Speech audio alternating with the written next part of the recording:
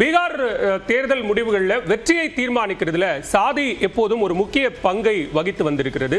அது எந்த அளவுக்கு ஒரு பிரைமரி ரோலை வெற்றி தோல்விகளில் தீர்மானிக்குது அப்படிங்கிறத இந்த தொகுப்பில் பார்க்கலாம்.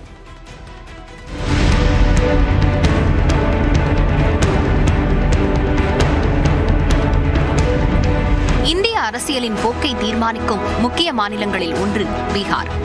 இந்தியாவில் பிற மாநிலங்களில் கட்சிக்கும் சின்னத்துக்கும் முக்கியத்துவம் அளிக்கப்படுகிறது. ஆனால் பீகாரில் வெற்றியை தீர்மானிக்கும் காரணியாக சாதி அரசியல் பிரதானமாக இருந்து வந்திருக்கிறது. பீகாரில் கடந்த 2023ஆம் ஆண்டு நடந்த சாதிவாரி கணக்கெடுப்பின்படி இபிசி எனப்படும் மிகவும் பிற்படுத்தப்பட்ட வகுப்பினர் 36%, இதர பிற்படுத்தப்பட்டோர் 27%, பட்டியலினத்தவர்கள் 19%, பழங்குடியினர் 1.6% உள்ளனர். யாதவ சமுதாயத்தில் 14.27%, குஷ்வஹா சமுதாயத்தில் 4.27%, குர்மி சமுதாயத்தில் 2.87% மக்கள் வசிக்கின்றனர். இந்த தேர்தலில் ஐக்கிய ஜனதா தளத்தை பொறுத்தவரையில் 37 ஓபிசி வேட்பாளர்கள், 22 இபிசி வேட்பாளர்கள், 15 பட்டியலின வேட்பாளர்கள், ஒரு பழங்குடியின வேட்பாளர் களமிறக்கப்பட்டுள்ளனர். முன்னேறிய வகுப்பினருக்கு 22 இடங்களை நிதிஷ்குமார் ஒதுக்கியுள்ளார்.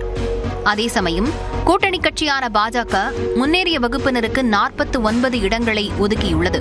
யாதவர்களுக்கு 6, வைசியர்களுக்கு 15, குஷ்வஹா பிரிவினருக்கு 7, குர்மிக்களுக்கு 2 என ஓபிசி பிரிவினருக்கு 34 இடங்களை ஒதுக்கியுள்ளது. இபிசி பிரிவைச் சேர்ந்த 10 வேட்பாளர்கள், பட்டியலினத்தைச் சார்ந்த 12 வேட்பாளர்கள் பாஜக சார்பில் தேர்தலை சந்திக்கின்றனர். 29 இடங்களில் போட்டியிடும் லோக் ஜனசக்தி கட்சி ராஜபுத் சமூகத்தினருக்கும் யாதவ சமூகத்தினருக்கும் தலா 5 இடங்களை ஒதுக்கியுள்ளது.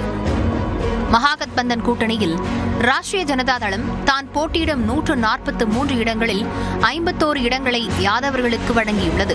குர்மி குஷ்வஹாக்களுக்கு தலா 18, வைசியர்களுக்கு 8, முன்னேறிய வகுப்பினருக்கு 14, மிகவும் பிற்படுத்தப்பட்ட வகுப்பினர்களுக்கு 33, இஸ்லாமியர்களுக்கு 18 என்றவாறு அதன் வேட்பாளர்கள் களமிறக்கப்பட்டுள்ளனர்.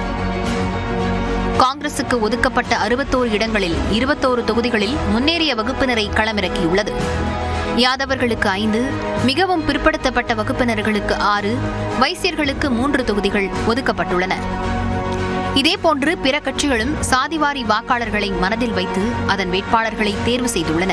சொல்லப்போனால் மோஹமா, விக்ரம், பேகுசராய், மதிஹானி, லக்கிசராய் உள்ளிட்ட பல தொகுதிகளில் ஒரே சமூகத்தைச் சேர்ந்த வேட்பாளர்களையே இரு கூட்டணிகளும் களமிறக்கியுள்ளன.